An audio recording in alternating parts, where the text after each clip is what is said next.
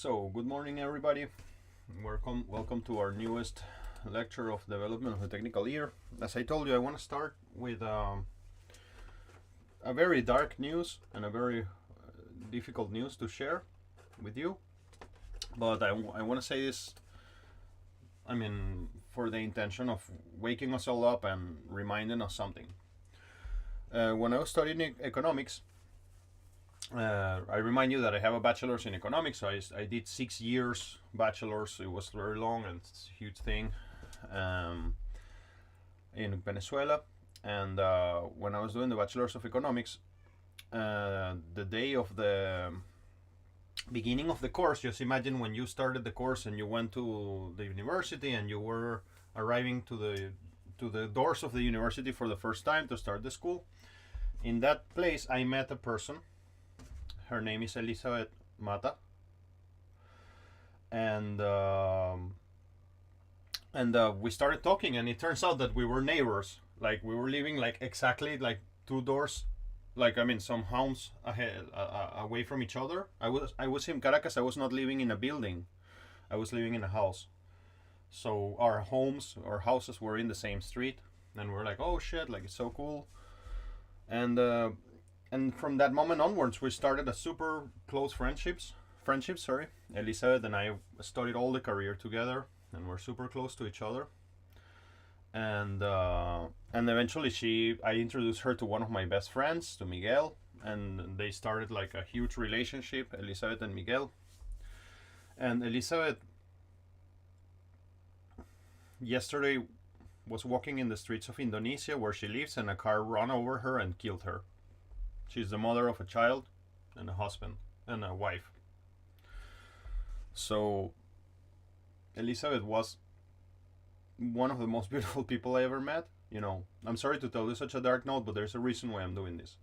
Elizabeth was one of the most beautiful people I ever met. An absolute angel from the heavens, really. Absolute good person, with no... she would never do any harm to anybody. It was really one of the most good humans I have ever met. Got all the best grades in the school, wanted to help the world against world poverty, and was really dedicated to this. Actually, she was working for that's why she was living in Indonesia. She was working for the central bank, and she said goodbye to her husband yesterday, went to work and died. So why do I tell you this, man? Because death is really a part of life. I know this is hard to understand. As you know, I have a sister who died unexpectedly, and I have one of my best friends, Xuan, who died unexpectedly, and now Elizabeth, yesterday.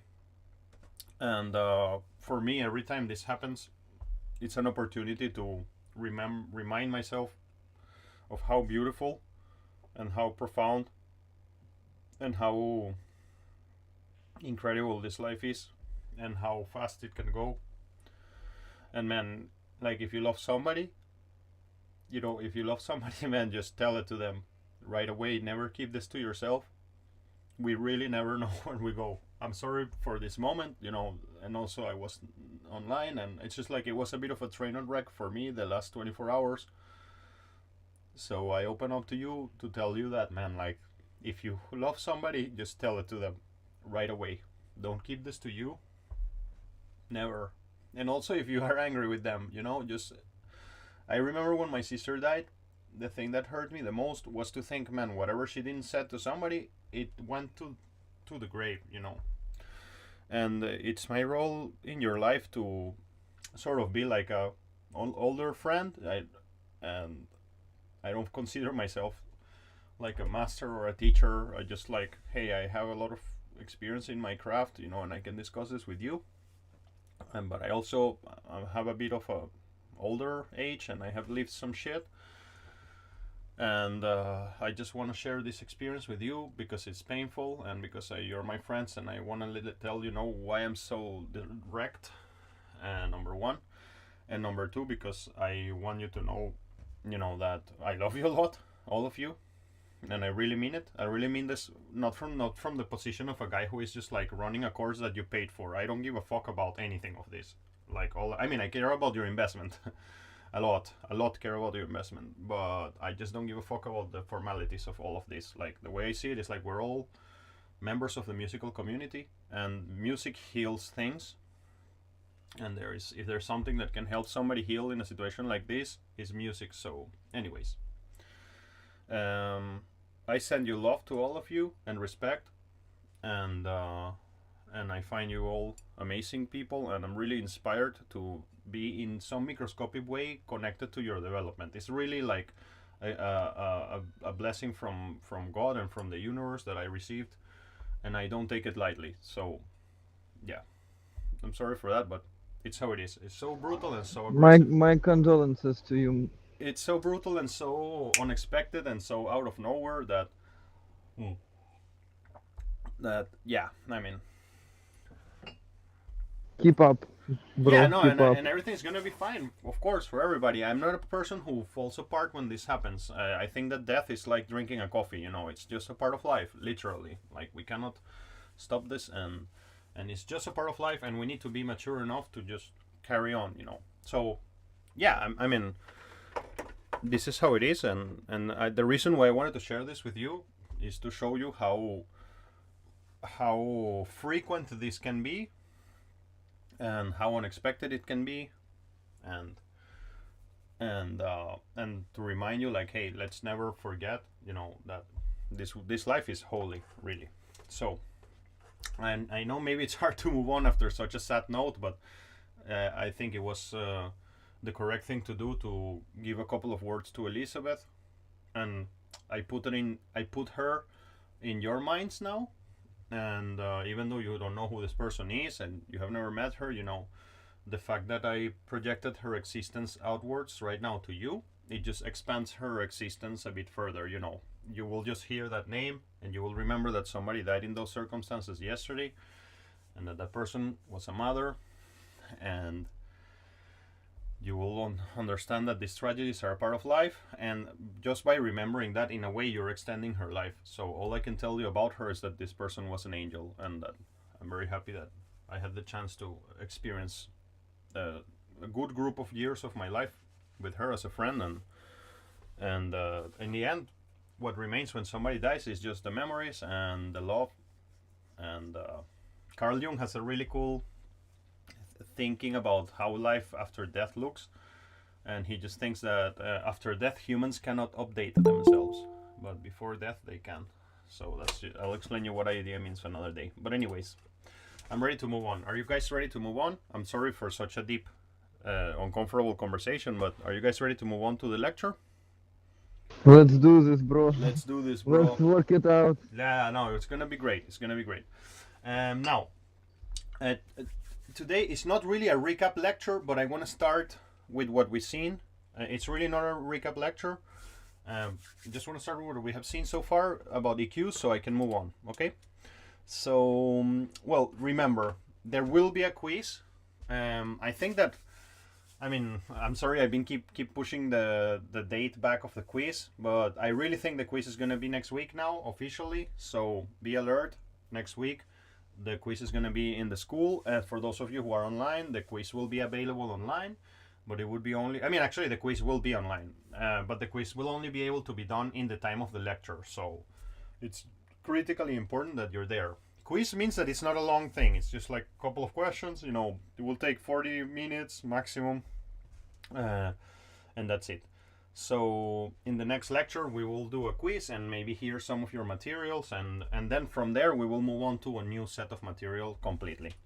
So I remind you that the concepts of musical balance, spectral balance, what does linearity means, equalizer, band, crossover frequency, bandwidth, Q control, harmonics, and type of filters. This is all gonna be in the quiz. I'm gonna be making this quiz today, so if I remember something and I add it post factum, I will write you like, hey guys, I added something to this presentation, please check it out, okay? So we discussed equalizers in general, and we discussed corrective and enhancing equalizing.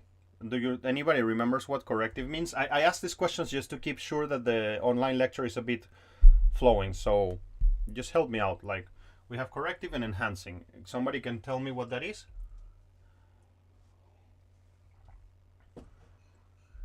What is equalizer? No, what is corrective equalizing and what is enhansive equalizer? No.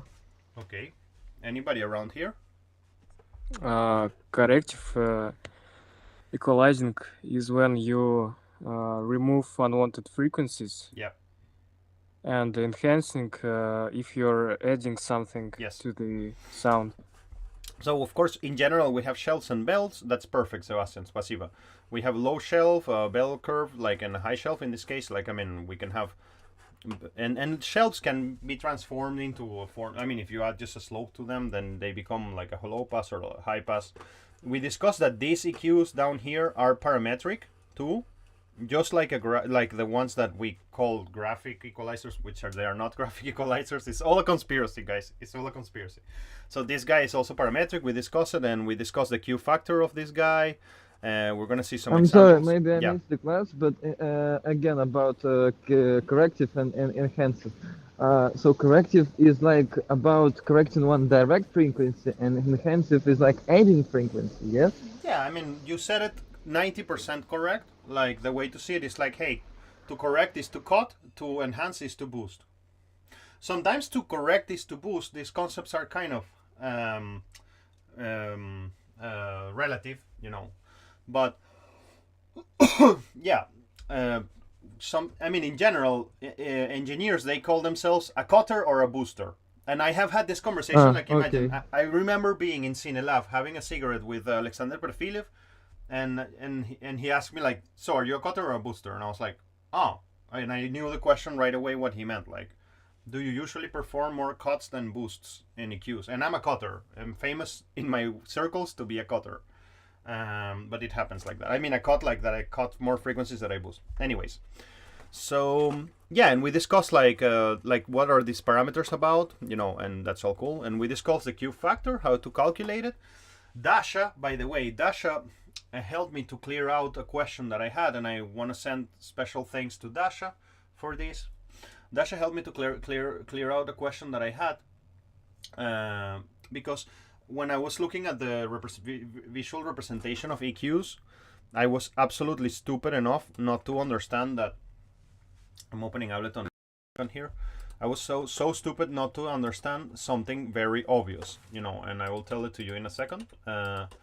And Dasha made some Googling, and she found a really great resource that helped me to understand something very obvious that I didn't thought about before. So, and we discussed this in class a little bit, but what Dasha gave us was really cool. Basically, I mean, I was confused about when we were calculating the Q factor. I was confused, like, man, like how can it be that this curve is like starting at 10 hertz and ending at 800 hertz? If this Q factor is 0.71, I mean, which means that this thing should be covering a bandwidth. By this time, all the words I'm telling, it should not sound like Chinese to you at all. It should all sound like Russian or English. If you feel that you don't understand what I'm saying, it means that you need to maybe book an hour with me and then review these concepts together before the quiz. So I was saying, Dasha gave me a really cool material, which is like, I was just looking at this graph and I was looking at the area underneath, and I was like, man, but when I calculate the Q, I get that the central frequency, let's say in this case, is 137, and that the bandwidth should be, let's calculate it actually. Let's calculate it. If you remember well, we were saying like the central frequency, the Q equals the central frequency. Let me make this bigger. The Q equals the central frequency divided by the bandwidth. And so if I have 0.71, which is what is there, and I have the central frequency of 137, and so if I want to clear the bandwidth, I would go 137 divided by 0.71, and that should be a number. Calendar, let me just go, not calendar, calculator. Let me just open the calculator. Excuse me, you wrote 130 then. Thank you, bro. Thank you for correcting me there. So if I calculate that, that would be 137 divided by 0.71. And so that should be 192. 192 point whatever, point something, 0.95. So that means that my bandwidth, it means the area that it's happening under here, it should be kind of like the length of 192 hertz. But then you see like the graphic is showing from 16 to 1000. And the reason is just because making graphics for an EQ is difficult. And because, like we were saying, like here is 10K, but here is 1K. So there are all these mathematical formulas that modify this curve. So it kind of makes some sense, but it's not going to show you exactly the bandwidth. It's like you lose something and you gain something. Did you understood what I meant right now? Because maybe I didn't explain it so well, because I'm distracted. Did you understood what I meant? Yeah. Okay, so the graphic Yes. representation does not represent the bandwidth. Gleb, what did you want to say? That I understood. Great, what thank I you. do. Thank you very much. Okay, I'll move on. We're doing a recap because next week will be the quiz. And then we will see some new material too as well today. So, okay, we discussed the Q factor, which is cool. And we set some kind of like general rules, which is like, hey, if the Q is smaller, that's generally cool. But very small Qs affect too many frequencies at the same time. And so a good middle range for EQ is around 1.5. This is roughly 1 octave range we discussed. And that could be a cool question. It's like, maybe a question of the quiz would be something like, if the Q factor is 4, what does that mean? That can be a question in the quiz. And then you will have to work it out. You know, or if the bandwidth is 5000 hertz, do you think that the Q factor is going to be small or large? And that's a bit of a tricky question, and I will try to ask a couple of tricky questions, but the rest will be all very straightforward.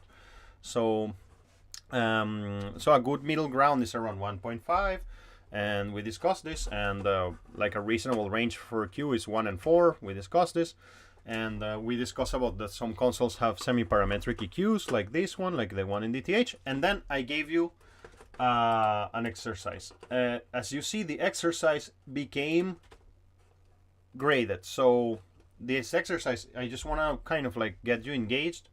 So this exercise is graded, and I see that nobody gave it to me. That's fair enough. I sent it to you last night.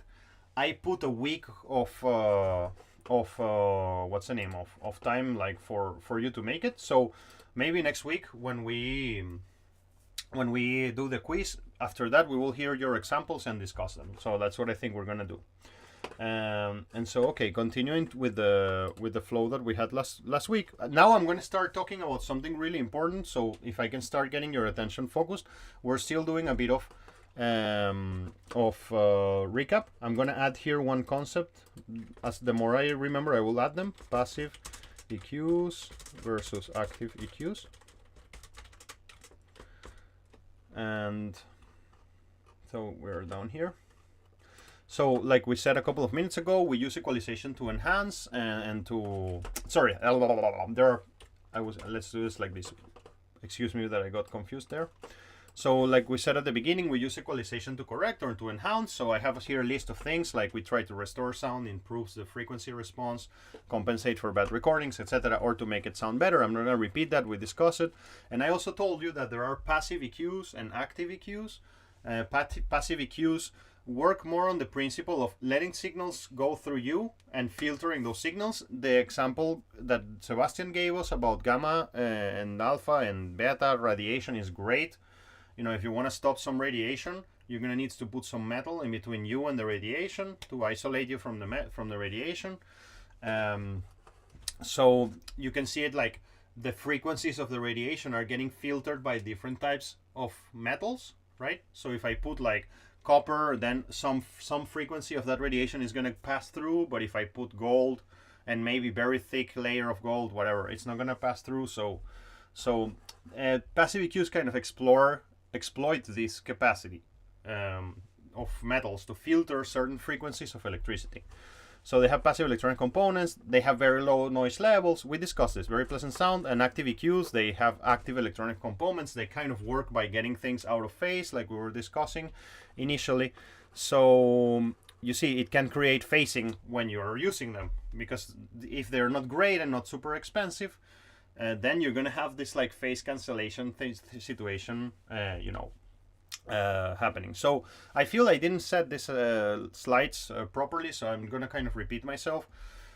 With passive EQs, you're letting things run through a metal and filter them. I hope you remember that we discussed that principle too. I was talking to you about resistors and how they work, and that some frequencies cannot pass. Sebastian gave a great example. Active EQs work more like in this phase cancellation loops that I discussed to you, that take in the signal out of phase, sum it to each other. The majority of the EQs that you use around in your life are active EQs, because passive EQs are super expensive. But they're more warm, they're more musical, they're more cool.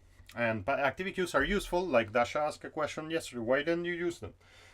It's like, well, because not everything has to be super expensive. And they're low cost and low weight, but they can add noise to the signal. And like you can imagine, if I am putting something out of phase in respect to one another in order to isolate some component of the signal, maybe I'm gonna find myself in some problems and I'm gonna have some phase issues. So we discussed like how digital equalizers work. We discuss kind of what is the rationale of having a digital EQ. You can build many types of EQs easily. You can generate no noise basically. You can have more precision. You can simulate analog gear and have like, I mean, imagine in the past you had like one EQ, and if you had money, maybe you would have 2 EQs, and that's it. And then now you can have 100. So that's pretty cool. It's really, really amazing that it's like that. And can operate at a different bit depth, which is really important. I'm not gonna discuss this now, but this is really important what it says there. This is very advanced topic for us right now, and it's out of our conversation, but we will discuss it in a point. It's connected to this graph that you're seeing here about the bit depth part. The more bit depth it has, the more quantization steps it has, and that's going to be useful. That's not going to be in the quiz. And then we reach to this little conversation here. Who here, and I'm expecting to hear a lot of you, who here have used dynamic EQs?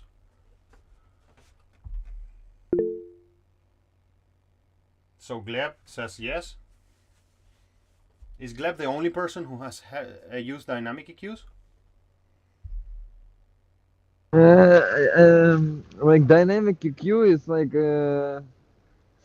maybe I don't understand, but simple EQ in the No. Simple digital EQ? No. Then I don't. No. So okay, please. Let's flip this question. Who has no idea what a dynamic EQ is? Please really touch your hand or raise your hand or whatever. 1, 2. Okay, that's really cool. I'm really happy that all of you don't know. I'm really happy because it means that I can teach you something, and that makes me really excited when I can do something that opens you a new horizon. So well, luckily for us, we are in my computer, so I have all my toys here, and I'm just gonna load an MP3 here in Ableton. Anyone? Let me see. Let me open some. Trying to think something that is gonna be really obvious. Actually, let me just open a full-on mixing project that I have running right now. Yeah, I know which one I'm gonna open. Set changes to titled. Before closing. No, actually, I want to be faster, guys. Sorry. If I start opening a project, I'm going to lose a bit of time. So let me just load an MP3 here. Sorry for changing my mind. Music projects, Yuka port, bounced files. Let me just... This is a mix that I have now in progress. And I'm gonna load a dynamic EQ. Sebastian, do you know what a dynamic EQ is? I'm curious because you're really interested in these topics, and I'm just curious.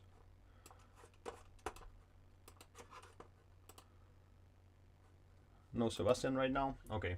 Or maybe cannot speak. Fair enough. Okay, so I have a file here. You can hear it, right? Please let me know. You can hear it. Yes. Yes, you can hear it, right? Okay, super. Yeah. So awesome. So look at this. If I put an EQ, if I put any EQ here, let me load an EQ8, for example, and let me just press play. What happens if I just cut something here? Like,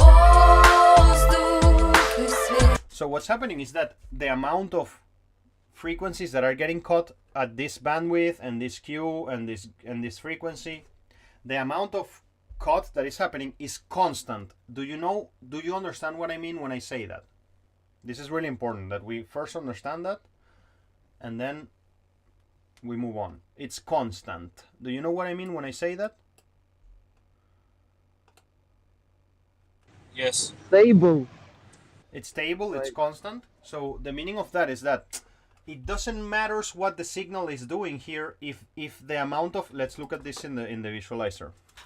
Let me just turn this down because I know it can be maybe even muted for now. Just because all we need to do is to see.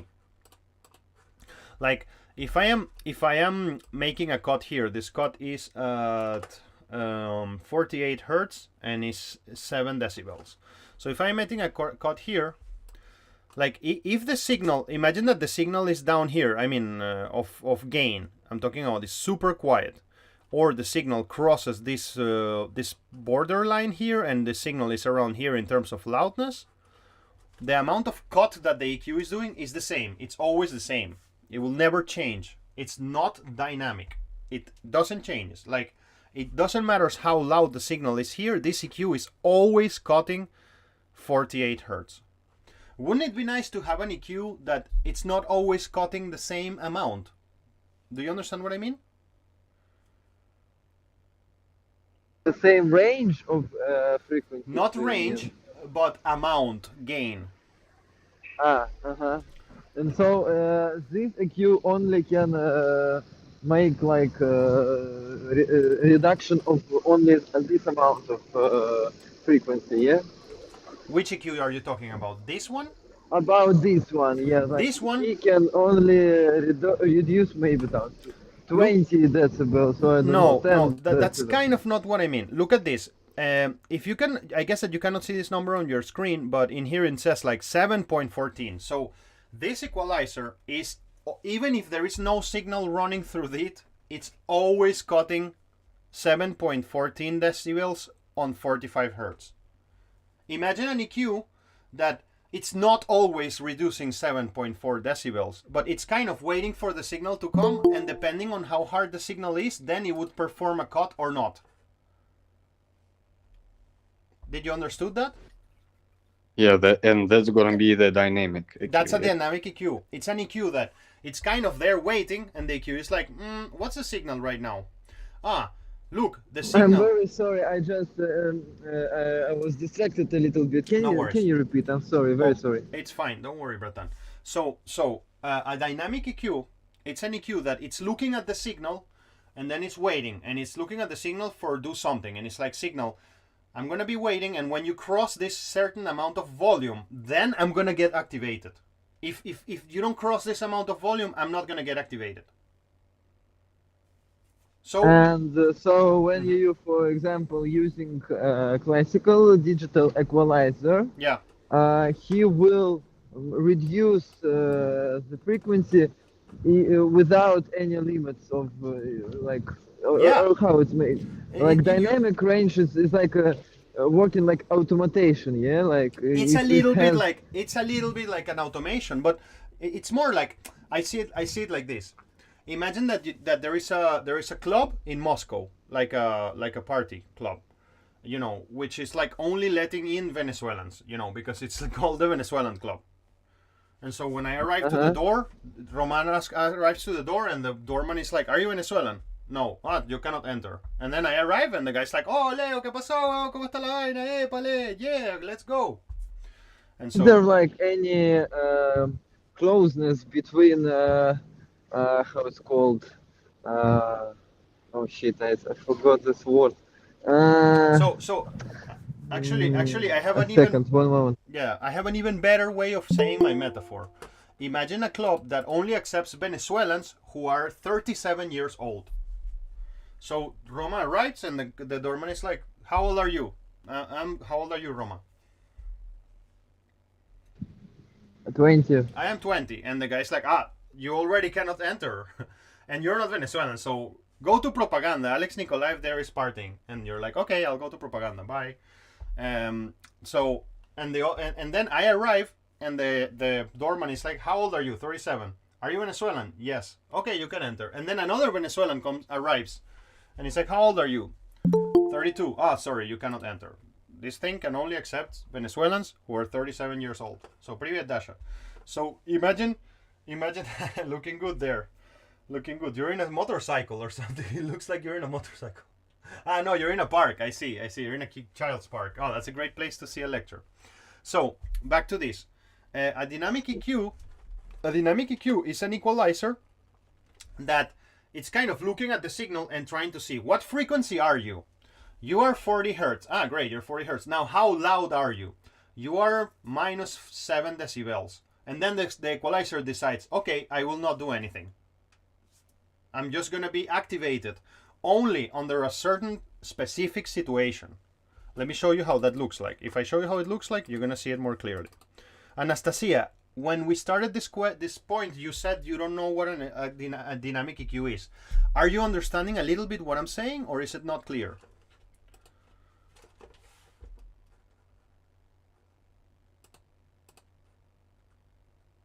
I guess that there's no chance of communication for now, or maybe no chance to write. So I'm gonna load a dynamic EQ, and let's press play.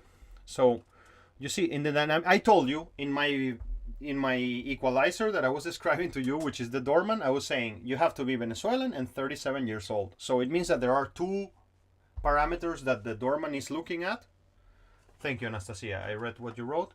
It means that there are two parameters that you don't know what the two parameters that the EQ is using to check to make sure that it wants to get activated. So you see, like I'm gonna now start this and then make an equalization point here. So I'm gonna make a cut here, and now you see, look at the yellow line and the green line. So the yellow line means that the EQ is getting triggered. If I move this here, you will see that, wait, let me see, it's still getting triggered. Let me just pull this up here. So you see, when the yellow line is not moving, it means that the equalizer is not doing anything. Because maybe I want the equalizer only to get activated when the hits of the low end are too hard, but I don't want the equalizer to be always working. Because if I am cutting the low end of something very aggressively, then the whole thing is not going to sound naturally.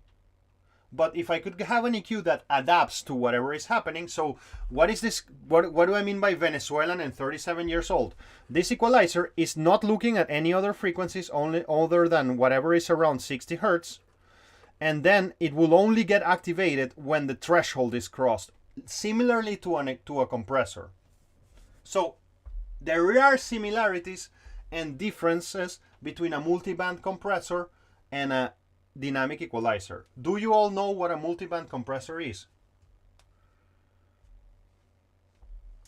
Yes, but I don't clearly understand how to use it. Yeah, we will discuss this with a lot of care. Now, all the other people in the class, do you know what a multiband compressor is? No, Who I said don't no? know about it. Who said no? Valeria. Ah, Valeria. Valeria said no. And Anastasia also said no. Okay, this is all great news for me because it means it means that I'm gonna get paid by the school for good reasons to transmit you some new knowledge, and that makes me very excited. So now imagine for a moment we're gonna use, and actually this conversation of what a multiband compressor and a multiband equalizer is going to help us to discuss a couple of concepts that we have already discussed. So it's good for a recap lecture to see this and to open a new concept while making a recap. So these are my crappy drawings for classes, as you can say. So I'm going to start one here. I'm going to create a new Jamboard. By the way, Dasha, are you there with us?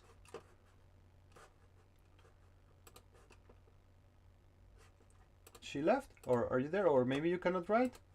Well, I wanted to ask because I think that Dasha knows what a multiband compressor is. But just wanted to ask for her help. Okay, so do you all remember that we said that equalizers have bands? Yeah?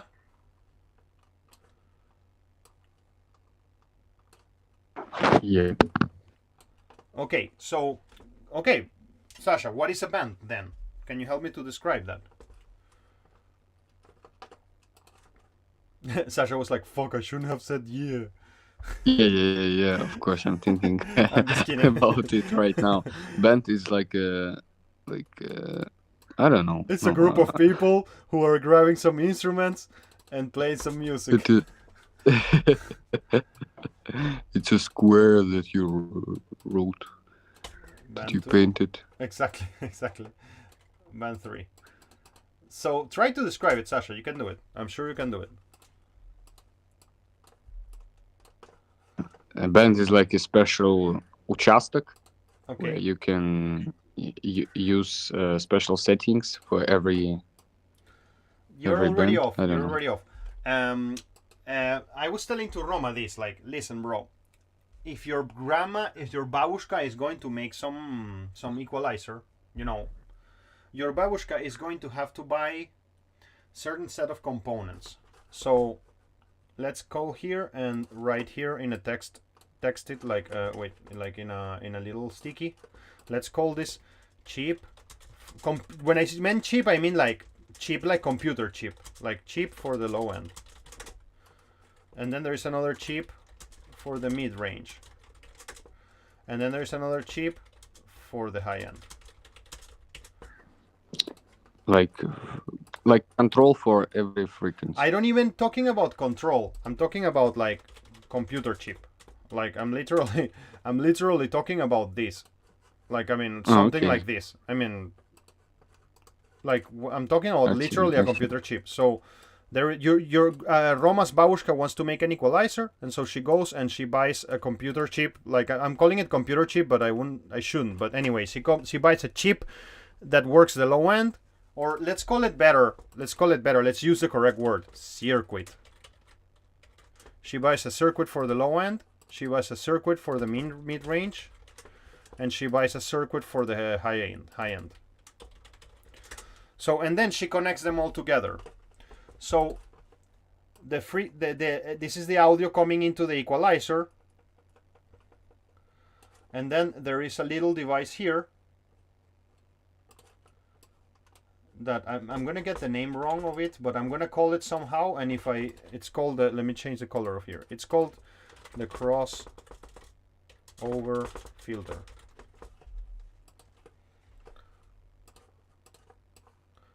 So this device separates the electricity into three parts: the low end, the mid-range, and the high end. And it sends each part to the circuit that can filter it. And then they all get summed together back. Do you understand what I'm saying right now? Kind of intuitive, right? It makes sense? Or Yeah. they all It makes get sense. some out and they go out like as a filtered signal. So the bands are the groups of frequencies that each one of these circuits can affect. Yeah? Yeah? Yes. I mean, when I ask today what is a band, everybody should have a bit telling me like, yeah, I understand this, of course, it's super obvious. I'm not criticizing you at all, Bratan. I'm saying in general, like, it means that we need to maybe discuss, or I need to know if you're really catching the concepts that I'm throwing at you. And I don't mean to you, Emina, Sasha. I mean to the class. Yeah, I understand. Great. So you see, when we have we're trying to explain what is a multiband compressor. By the way, do I still have there the attention of Valeria? Do I still have the attention of you guys? And also of Anastasia? I hope yes. Awesome. So we're talking about what is a multiband compressor or a dynamic equalizer. So imagine this is an EQ, right? So the signal comes in, it's separated into three bands, and then this EQ has three mini EQs inside. Each one of those mini EQs is a band. Like when I go to this EQ here, and from now on in your life, every time you see these little lines here, they are not there for the for people with obsessive compulsive disorder. So they are there to separate you the bands between, and that is something connected to the hardware of the device. So I mean, this band is in between 20 hertz and 500 hertz. This band is in between 2,000 hertz and 3,000 hertz. no, actually 200 and 3000. This band is in between 700 and 12,000, and this band is in between 5,000 and 20,000 hertz. So this means that this equalizer is really a whole bunch of mini EQs put together. One mini mini EQ number one is actually the low pass, the high pass. Mini EQ number two is low end band. Mini EQ number three is low frequency band, etc., and so on. Now, imagine a compressor that has the same quality. You know, there is a crossover filter, the signal is split into three parts, and then the system has three compressors. One compressor only that looks at the low end alone, one compressor that only looks at the mid range alone, one compressor that looks only at the high range alone. So a multi-band compressor is a compressor with many bands. Woohoo! And Valeria just left when I said the most important part. So I guess there she's back. There she's back. Now she knows. Now she knows. So that's what a multi-band compressor is. Do we got it? Do we all got it? For those of you who didn't know what it is, I know that Gleb and maybe Sebastian, some of you, maybe Dasha already knows what a dynamic compressor was. But in order to talk about dynamic equalizers and multi-band compressors, we kind of needed to touch this topic. Now, if we're gonna talk about multi-band compressors, sorry, for a moment I got distracted and I lost my focus for a second. So let's go back. Our goal was to talk about dynamic equalizers. So a dynamic equalizer is an equalizer that is looking at the signal and making decisions as it goes. You know, what are those decisions? Am I going to cut or not? So in this kind of case, I have a new parameter. I have the Q. It's the same as every equalizer in the world. I have the Q, right? I have the gain. And then I have something called a threshold. So, okay, guys, if you guys have used a compressor, can you guys tell me what is the threshold? It's like the point where compressor works. Great. So that's perfect answer. Now, in this equalizer, there is a threshold too. It's the point where the equalizer is going to start to work. So you see, like, look at it. Like the yellow line means that the EQ is doing something. And you see, when the low end is not so heavy, the equalizer is not doing anything. Look at it here. Like, for example, when the whole thing falls, like, you see, he sometimes stop EQing. And the same can be for boosting. Imagine, like, if I do this, maybe it will be even more visual. And then I turn down you see, like, now the EQ starts boosting only in those moments. If not, the EQ is not doing anything. So, and Leo, it always when it triggers, it always works like whole diapason, whole the green zone, or it decided to use like a half or a little bit. That's a great question. So, just like in a compressor, depending on how much we cross the threshold, the EQ does more stuff. Did you got it? I see. You see, like, look, if sure. I change the threshold, and look at the little yellow line moving there. If I pull the threshold down a lot, then boom, it's doing a lot. You see? Yeah. But if I pull it up back, like, maybe I will not do anything with it at all. So why is that important? Well, imagine, like, all right, I have some guitars. There is this moment in the guitar solo that is too aggressive, and I don't want to cut the high end of the guitar in the couplet. I only want to cut the high end on the guitar in a certain part of the song. So, okay, then you see, I make a bell, you know, I leave it there ready. Right now, you see, this equalizer is not doing anything. By this point, you all should understand that. So, if I start pulling this down, the threshold, then I'm going to start getting activated. Oh, there you go. So then you see, like, this high frequency modification is happening only when the threshold is crossed. So that's what a dynamic equalizer is. A dynamic equalizer is an EQ that has a threshold and has a band, so it can select a band. That's what I meant about Venezuelans. Like, Venezuelans belong to a certain group of frequencies, and then it's checking the age, you know, how old are you, how loud are you, and depending on how old are you, it lets the frequency pass into the process or not. So that's a super important concept, because I mean nowadays professional engineers, we practically almost never used equalizers that are not dynamic. This company, FabFilter, produced this EQ that it just broke the market in two, because it's just super useful and super powerful tool, because I mean we can make now corrections that are more accurate. You know, we're not cutting always. It's kind of like, do you guys know what a de-esser is? No.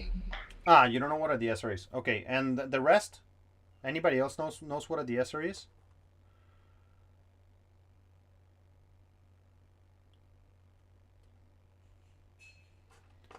Murat says dynamic EQ for high frequencies.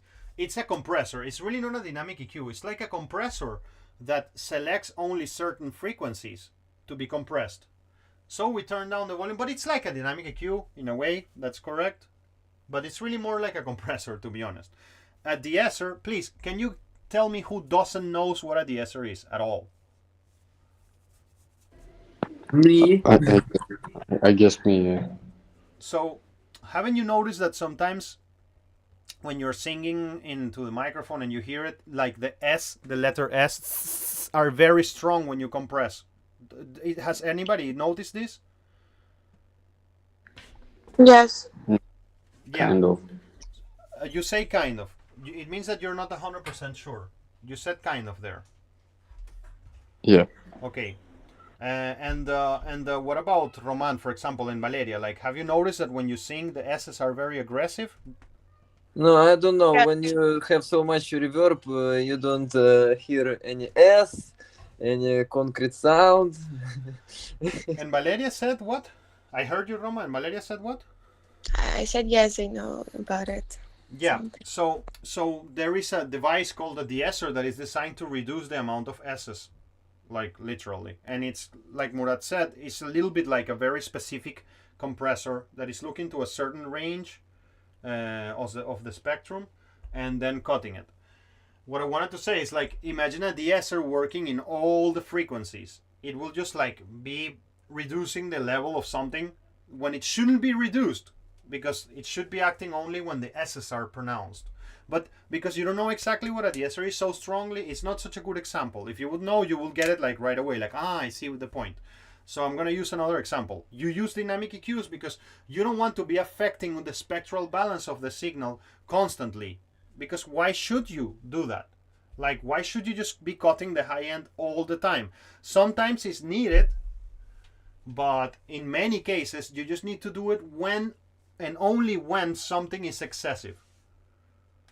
I hope that that's clear, and I can move on a little bit. What do you think? Can I move on from the topic of dynamic EQs? I have some other things to tell you about them.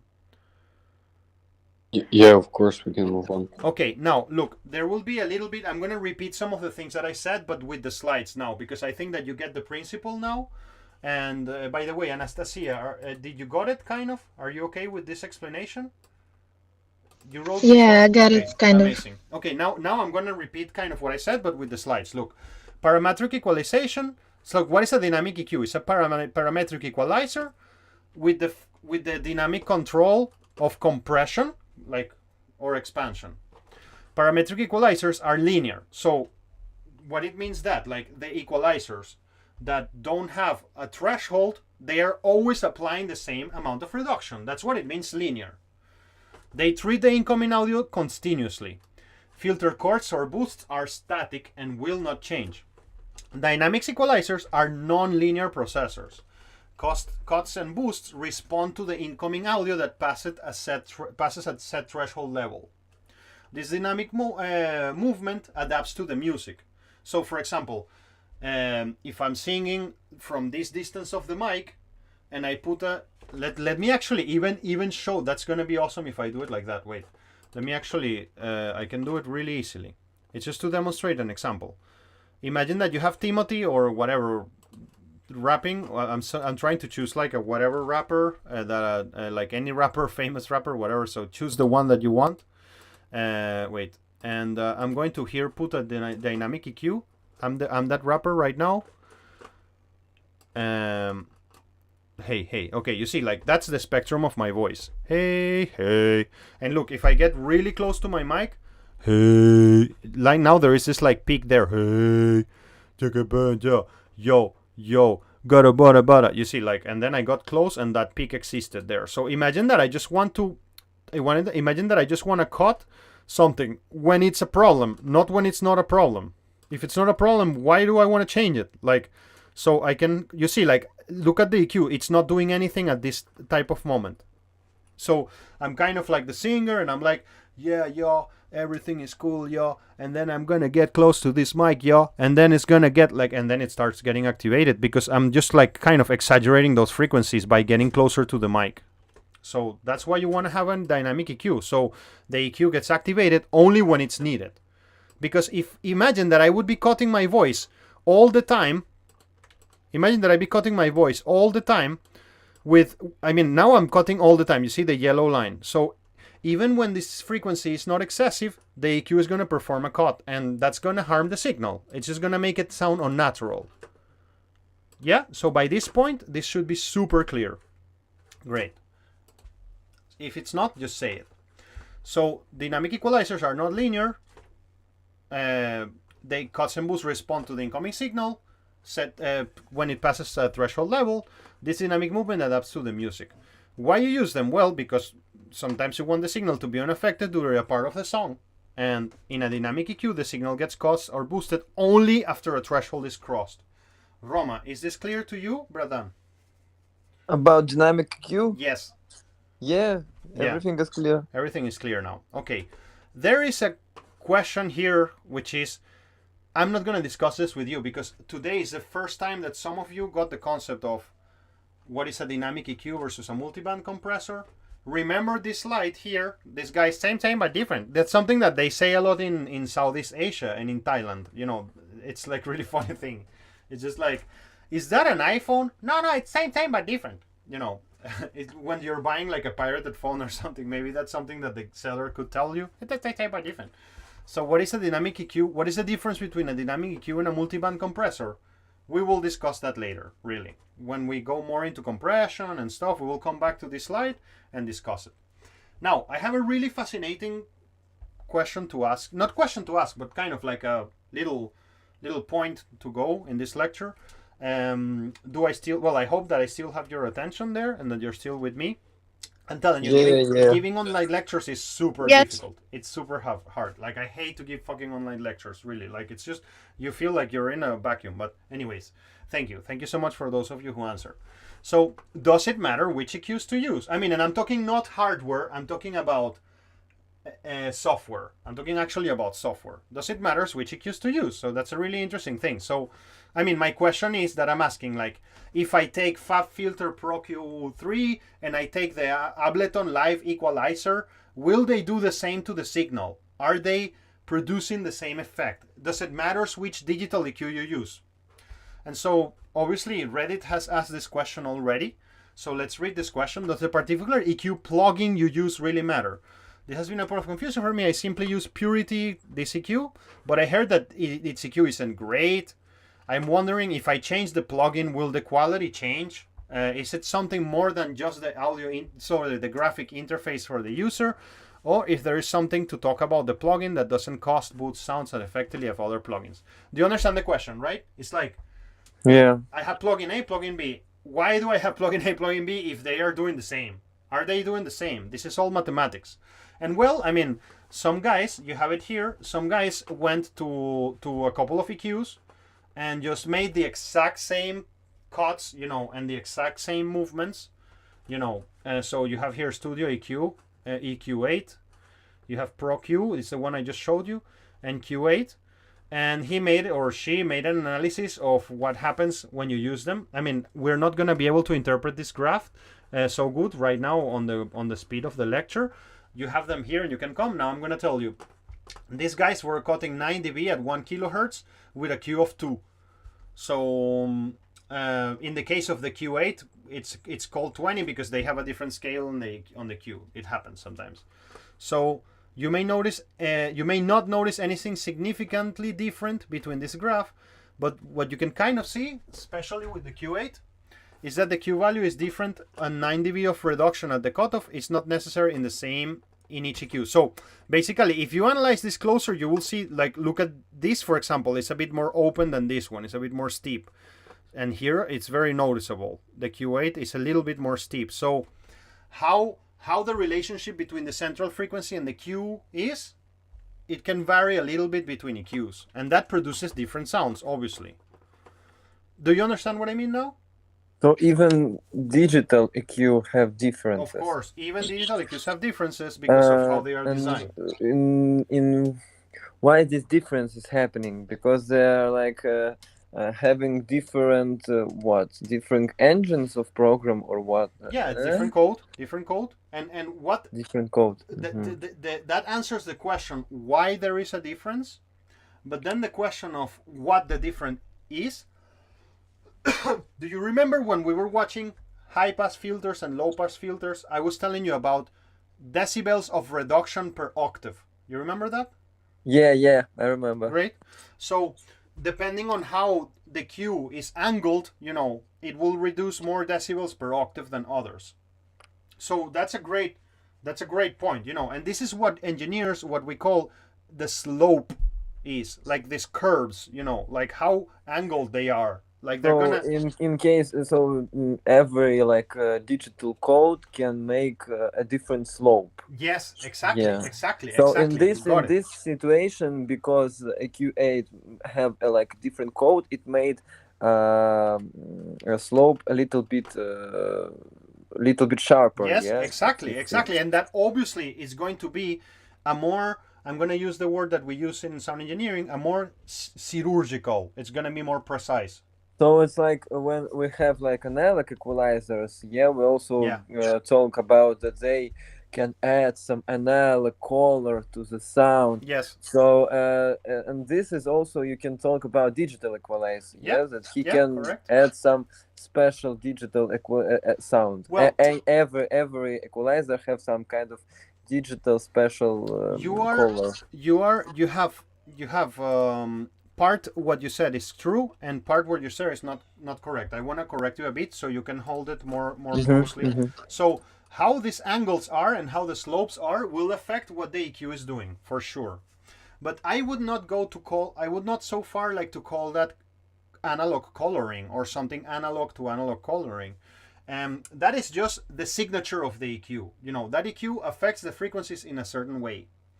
Now, when I load an EQ, and I showed you this last week, I hope you remember, when maybe you were there, I don't remember, Bratan. When I load a passive EQ, like an emulation of an analog EQ, let me just load here, Pultec, Pultec, here it is, like EQP1. When I load a passive EQ, this guy has a simulation of the analog modification, of the modifications to the signal that happen in the analog circuitry of the EQP1, the original one. Because they actually run the signal through one of these guys and they measure the difference between the input and the output. And when they did this, they also included the analog noise that the EQ is adding to the signal. So the digital version of the EQP1, it colors the signal like the original too. Because it includes the coloring in the simulation. I see. You see? So yeah, and last week we did a really cool experiment. I think that you were not there, Bratan, because I missed class. Yeah, like last week you can see it in the recordings. Like last week I demonstrated that just by putting this EQ here, I changed the signal. Just by putting that without doing anything to it.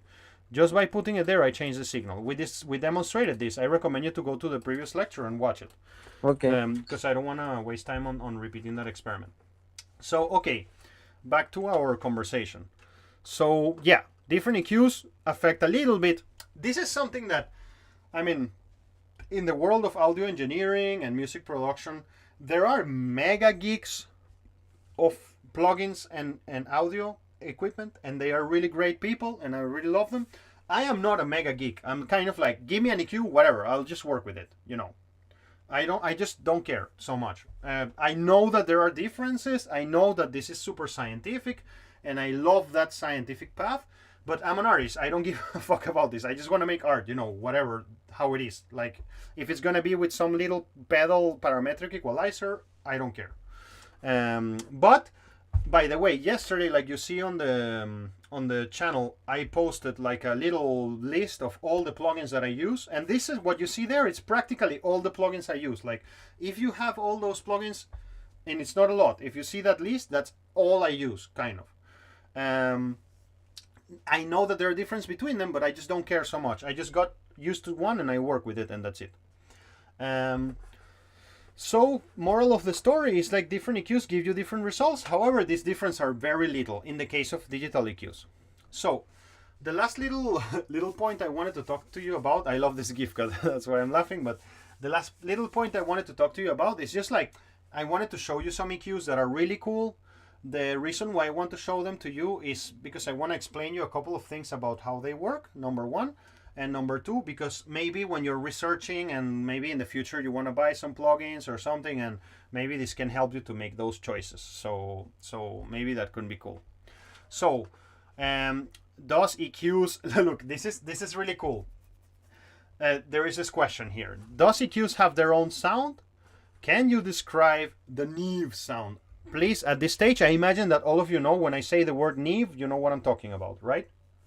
It's the brand of audio equipment, just in case, if somebody didn't know. So look, this person down here, it's from the formerly called Gear Slots forum. Now it's called Gear Space. This person answered there, like, I would describe it as Nivy, or perhaps Nivelicious would better describe it. It's really cool to nivelize guitars or vocals. So I mean, people go as far as to say that an EQ made by Rupert Neve Laboratories, you know, it will have its own signature sound, and of course it does have its own signature sound. But now, when I was talking here, I was talking about digital EQs. Down here, I'm kind of talking about analog EQs. So, do they have their own sound? So, somebody is saying here, like, you see, like, look at this question, like, what does that do to its sound? Does it impart a more pleasing frequency curve? You see now, whenever you read this word curve, now you know what it means. I'm talking about the slopes. Like, and you will see this everywhere now. It's going to be like the Matrix. This stuff is going to start going down and you're going to see it everywhere. So, does it impart a more pleasant frequency curve or response? If so, can I use this to get a better sound?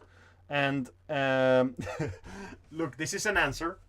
Somebody's trying to explain to another person what is the Neve sound, and it's using the following metaphor. Like, look, it's like a headache. It's hard to describe what a headache is, like a It's hard to describe to somebody what a headache is if this person never had a headache.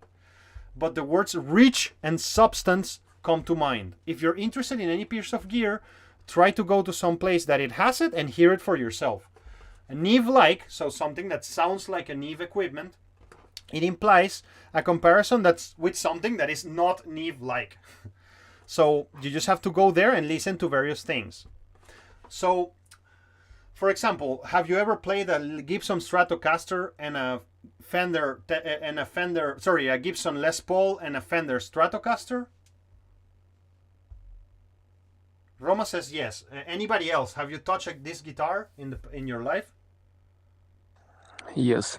Sebastian says yes. Can I get anybody else? I'm interested. Like, I don't know. Valeria, have you ever played? Like, Murat says yeah. Have you ever played a Gibson Les Paul and a Fender Stratocaster? Do you know what I mean? Yes. Can you tell me the differences of sound between them? Is it possible for you to tell me what's the difference between a Fender Stratocaster and a Gibson Les Paul? Stratocaster sounds like glass because Stratocaster have singles. Single coil pickups? Yeah. Звукосниматели. Да. And Les Paul sounds harder, and this guitar have more tone. Perfect. Yeah. Because in Les Paul we have humbuckers. So if I tell you, It's quite subjective, but okay. yeah, it's quite subjective, but no, let me just open here. I'm gonna open a surprise song. I removed it from the screen so you cannot see what song it is. And now I'm gonna play a song, and we will discuss what guitar is that. Just quickly. What's the name of that song? Wait. Wait. I think it's this one. No, this is not the one so clear. This one is not so clear. This is not so clear. Wait. This is also not so clear. I will show you one that is obvious. No, this is not the one. This is also not so clear. Sorry. I just really know that in this song, I just don't remember the name of it. Yeah.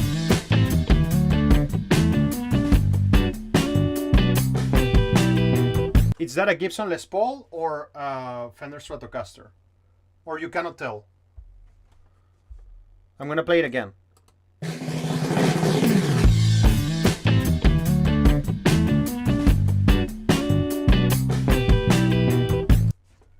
Is that a Gibson Les Paul or a Fender Stratocaster? You don't know? I think it's a Strat. It's a Strat. I mean, no. It's like I would bet $1 million that that's a Strat. I mean, it's super obvious, absolutely clearly obvious to a trained ear that is absolutely either a Tele or maybe a Jazzmaster Maximum, but that's a Fender guitar, 100%. So we can recognize the timbre of those guitars. So I can recognize the timbre of an EQ. It's like, that's obviously an Eve. Like, or that's obviously an SSL equalizer. Like, you just learn. And how can you explain this to somebody? There is no way to explain it. It's like you need to hear a million guitars, and then you would be like the situation where I am now. You hear that and you're like, okay, that's a Fender. Like, obviously. I don't understand, because like when you play on Strat or Tele, you can make such a tone like on Gibson. There, like, I don't know, maybe for me it's more difference in like feeling the instrument. I don't know how to explain. It's not. Is there really any kind of difference between sound because of звукосниматели? No, of course. Maybe my ear is not so trained. Maybe. Yeah, that's the reason, bro. I mean, sometimes it's hard to tell. I agree with you. Like, you can put the guitar in some settings that obscure its main qualities. Like, it's true what you're saying. But I mean, if I would play that song to Ilya Marvel and I will ask him, Ilya, what guitar is that? He's gonna tell you a Telecaster or a Stratocaster. Like, Sebastian said a Stratocaster. Murat, I think, said a Stratocaster. Like, it's kind of like, you know, a trumpet sounds like a trumpet. Why does a trumpet sound like a trumpet? Because all the elements combined, like the shape of it matters a lot. And haven't you noticed that the shape of a Stratocaster has been the same since 1950s until now? Because the shape really matters. How the instrument is built will actually resonate with how it sounds. So, anyways, moving on back to EQs. We can talk about this for hours, but let's move on to EQs. So it's hard to describe to somebody who has never had a headache what a headache is. It's hard to describe to somebody what is the Neve sound or the SSL sound. But the best way I describe it is like, do you guys know the artist Phil Collins? Everybody knows the artist called Phil Collins. Yeah? Yes. So for me, the best way to describe kind of wait, I think this is the song I want to show. Yeah, wait.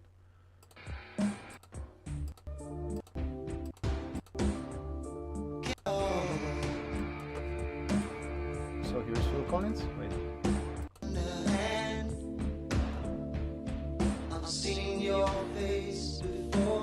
I know that your sound in this transmission that you're hearing is not clear enough, like, to feel something. I want you to later hear that song, because that song, it's a great representation, in my opinion, to the SSL sound.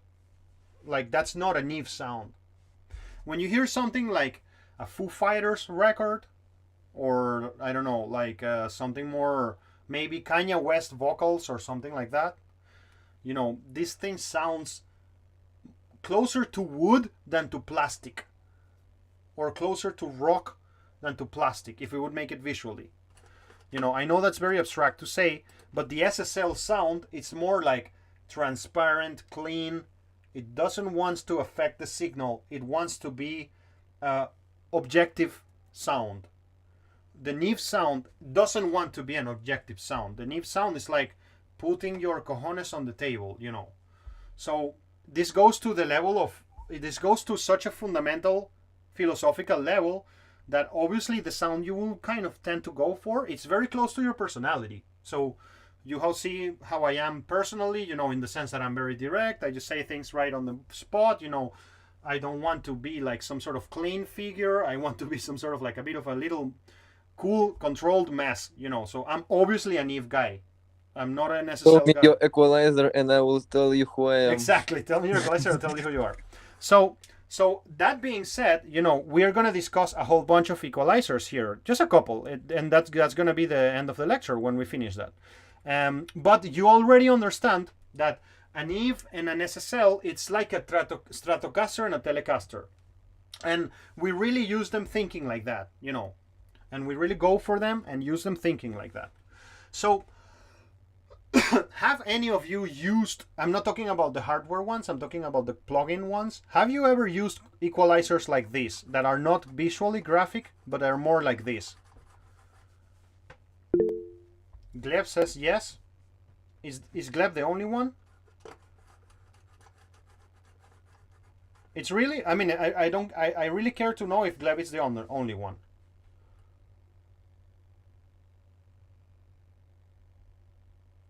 So really, Gleb is the only person who have used this type of EQs.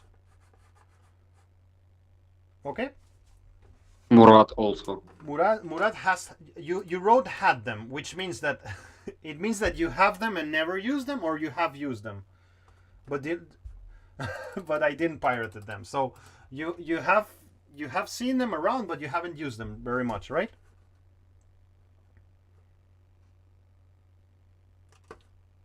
Okay.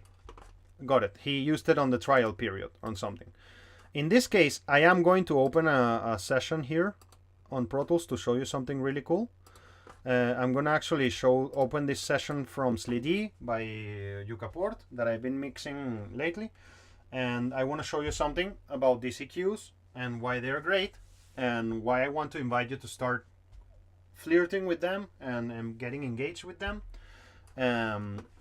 Because there are also like versions of these EQs that you can find on the dark webs. So you need to have universal audio plugins in order to be able to use it. And this is a classical case of how I use them. This is the mix I'm doing right now, and all I'm gonna do is to load the vocals right now alone, because I don't need the rest right now. So I'm gonna activate all the vocals. Give it a sec. And I'm gonna activate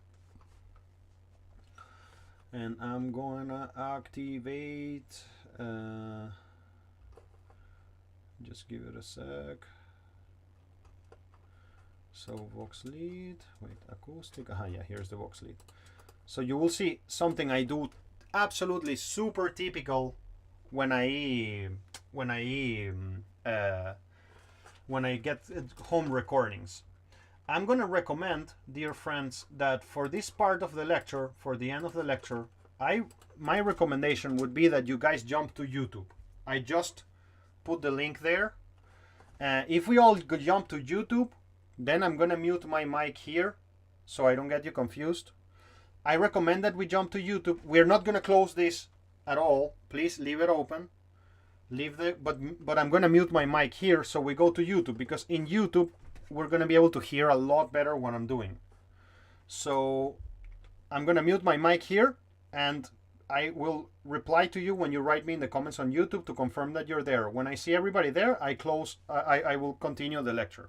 So see you on YouTube.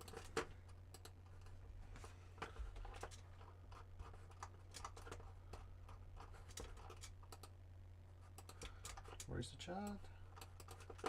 Hey, so can you guys see me there on YouTube? Are you there? I don't see the chat right now. Let me reset this window. Yeah, now I see the chat. So I see May Feliz Murat is here. Come on, like everybody, just write me a little comment there on YouTube, like I'm here, I'm here, I'm here. I see somebody is there. Anyways, Miñana Ebale. Miñana Ebale is here. Okay, I see 5 people is here. Vera is here. Great. Some friends are here. Number 6 people is here. So okay, I'm gonna continue. Remember, in this window we have a bit of Sadierska, so you're seeing me 17 seconds in the past, so I'm a little bit in the future right now. So I see you guys here. Okay, great. So now the reason why I brought you here is to show you how I use an EQ in particular and why I love them so much, and you will see all that can be done just with one equalizer. So I'm gonna switch off my mix bus. Let me just make here an auto, let me save as and call this MMS before I fuck it up. MMS mix. Gleb is here. Great. Good to see you guys. Good that you're here on YouTube. So let me save this as MMS. And let's just switch this, all of this off. And now I should be able to hear the vocals alone. So let me switch off everything and show you how it was initially, what the client sent me. Воздух и свет. Let me check. Мой или нет? Тысячи лет. Может быть, нам все это. Just a sec, I'm listening a double and I don't want to have a double there. I think there is an issue in my routing. Yes, no, yes. Снится. I see. Страх. Okay, cool. So here's the vocals that the client sent me. Воздух и свет. Мой или нет? Now, the first thing I did was to open this EQ here and look at what I did. Воздух и свет. I'm gonna put it in 0 volume because I'm cutting there. I'm gonna put it in 0 volume. So it's really representative of what's going on. Wait, so Воздух и свет. I'm gonna switch it off, okay? Мой или нет? Тысячи лет. Может быть, нам все. So what I have done there, that's how I call this. I opened up those vocals. The reference that I have in my head, you know, when you have like a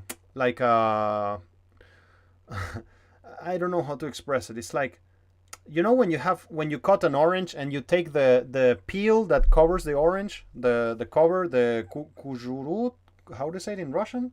Kujuru, right? When you take the kujuru, or can somebody write it there on the comments? How do you say like the orange peel? Like, I think it's kujuru, whatever. I'm saying it wrong, but if you correct me, that would be amazing. And also, I will test that you're hearing me, that everything is cool. So, if I take the orange peel and I flip it, you know, I reveal a lot of things from it. Like if I just turn it around and just like stretch it like this, I show you a lot of new features of that orange peel. So what I'm doing is revealing new features that were not there. Воздух и свет. Мой или нет?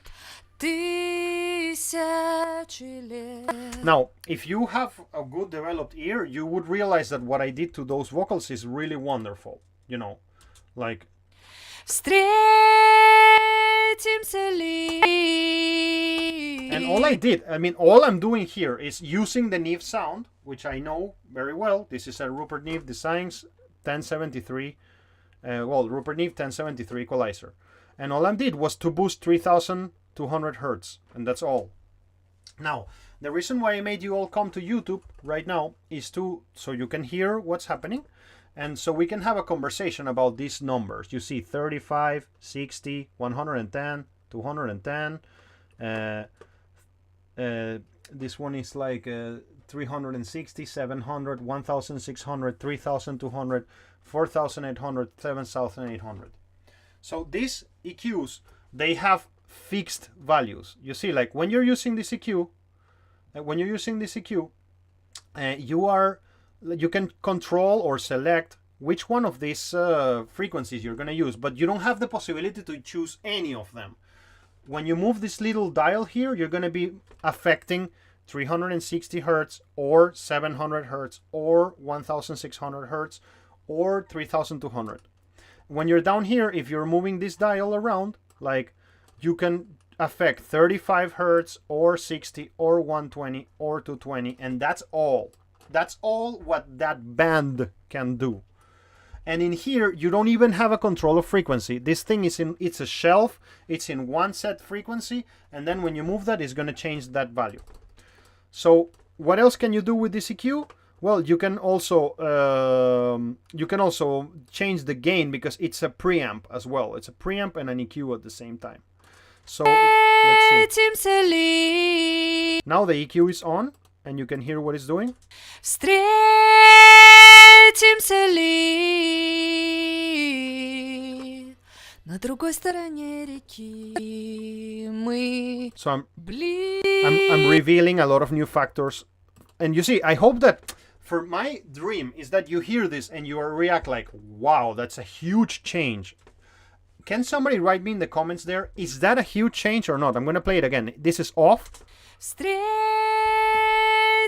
ли на другой стороне реки мы? Блики любви, и никто не узнает, для чего исчезаем, оставляя свои следы. Okay, I see no comments there. I just want somebody to write me. Do you think that's an important change to the vocals or not? It would be cool to just read a commentary of somebody, or do you think it's whatever, or it's not meaningful, it's not so relevant, or is it relevant? It's like, I mean, I see somebody saying like, yeah, this is really important. And you see, like, all I did was to put an equalizer at 3200 hertz, and that's kind of a lot. It's a lot, because this equalizer has its own sound, and it will help me to make the signal more interesting sounding. Okay, you're like to turn off, turn on. Somebody is writing here, Sadierska, bratan. Aha, yeah, there is Sadierska, yeah. I know there is Sadierska. So I'm gonna once more just play it on and off. Воздух и свет, мой или нет, тысячи лет, может быть, нам все это снится. Okay, great. So we got it. We agree that this was a very big change. And that's the first thing I always do when I'm making vocal processing, especially from something that is coming from home, from a home studio, home recording. Like, I need to bring this to life. And so for that, I use the richest EQ I have, which is the Neve 1073, for sure. And if you see, my vocal processing chain is kind of simple. You know, I'm using Soothe. I'll describe this plugin in another day. I'm answering the question to Mr. Teriomka 2002. I mean that you play the track in length and you turn the EQ on and off. No, the reason why I was switching it on and off, maybe I didn't understand your question very well, but the reason why I'm turning it on and off now is just to show you the effect. But no, the EQ is on all the time. You know, sometimes I can do what I think you're saying, which is to activate the EQ only in a specific moment. So, okay. Moving on from this, I'm going to run the lecture until 12:10. So I have 5 more minutes. Sorry to take a bit of time from you once again. But I think that this is going to be a quick, interesting conversation. So you see, let's stay in YouTube now that we're here. So you see, these values are really important. And that's something really cool about this type of EQs. You know, that those numbers that you see there, what frequencies they chose there, it's not arbitrary. It's not that they were like, whatever, just throw there 110 and it's going to be cool. No. Like, those frequencies are an evolution process of 70 years of audio engineering and people trying to realize what are the most important frequencies for musical applications in each one of the bands. So you see, we have, in this equalizer again, we're looking at a new EQ in our heads, faces, and we have one band, another band, another band, and another band. So this is a 4-band equalizer.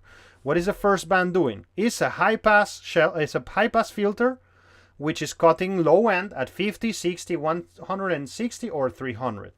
This is a low mid-range band, and it can control, well, yeah, I would say more like low end band, better, not low mid-range.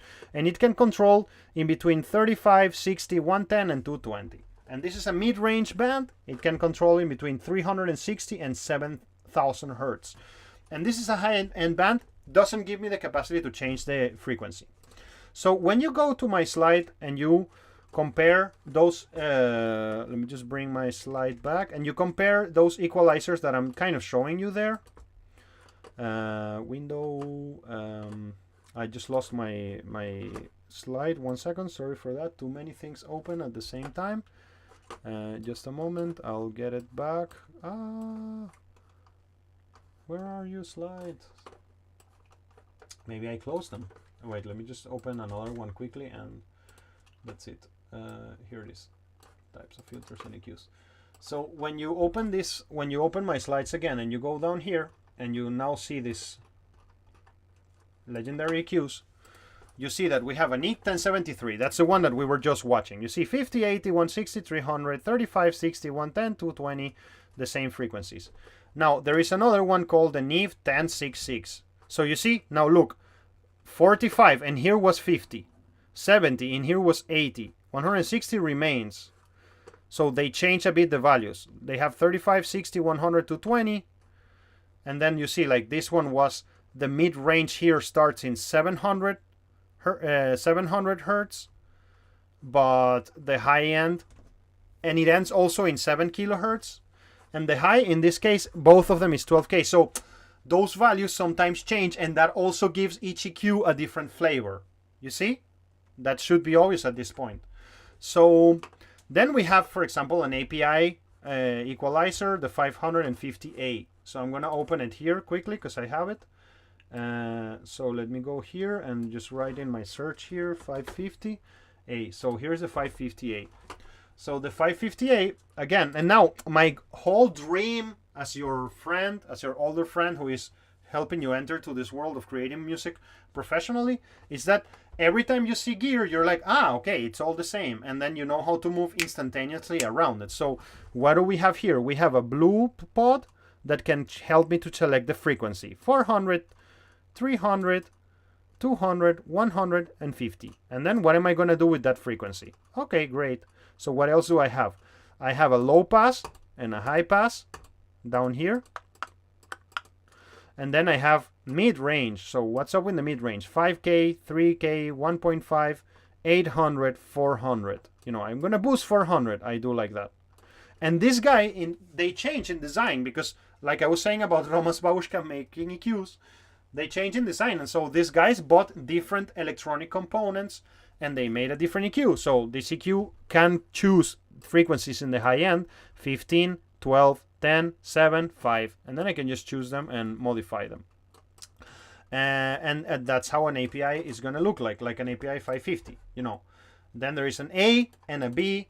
And they also have a graphic EQ, the 560. I love this EQ. I use it so much in major studios. That's one of the main reasons why I like to go to major, just to use the 560. And you see it has fixed frequencies, 31, 63, 125, 250, 500, blah, blah, blah. And then you just change the level of them. And like I told you, you cannot change the Q here. These guys have fixed Q. So that's pretty cool. Then we have my beloved Pultec AQP1A. You know, it's the most beautiful passive EQ I have ever heard in my life. I mean, if Bitcoin goes to $1 million and I will be a rich man, one of the first things I would do is to buy this EQ because I love it. So these are two options of this EQ. This one is like an old round, so it sees all the frequencies. So it has like low end, like I told you, it has boost and attenuation, both at the same time. and you can choose the frequency here and bandwidth, etc. I will discuss this EQ more carefully. I'm going to just run through them really quickly. Then there is the Electrodyne 511 and Quad 8. This guy, it's a 3, it has a 4 bands. Again, you see like high shelf, low cut. Actually, no, you see this guy has only 2 bands, and you can change those bands to be either a shelf or a cut or a low pass. Then you have SSL E series. By the way, this is how consoles look like when you slice them into pieces, and these are the bands of the EQ. Like you see these little lines here, like these are the bands of the EQ. Well, there are more than that, but these are the components of the channel strip. So the E series and the G series from SSL are very famous equalizers, and there is we discussed George Massenburg. Got him there here. We discussed George Massenburg, and there is the JML 8000, which is an amazing equalizer. It's very chirurgical and precise. And I put you here my beloved digital EQs. You know, MCDS filter bank E606, F202, P606. Metric Halo channel strip is amazing because it has a very tight Q. There is the Waves Q10, the Schweppes 73, I love it. Renaissance, SSL, E channel, like let me just write it here more for you. E channel, AP8 550,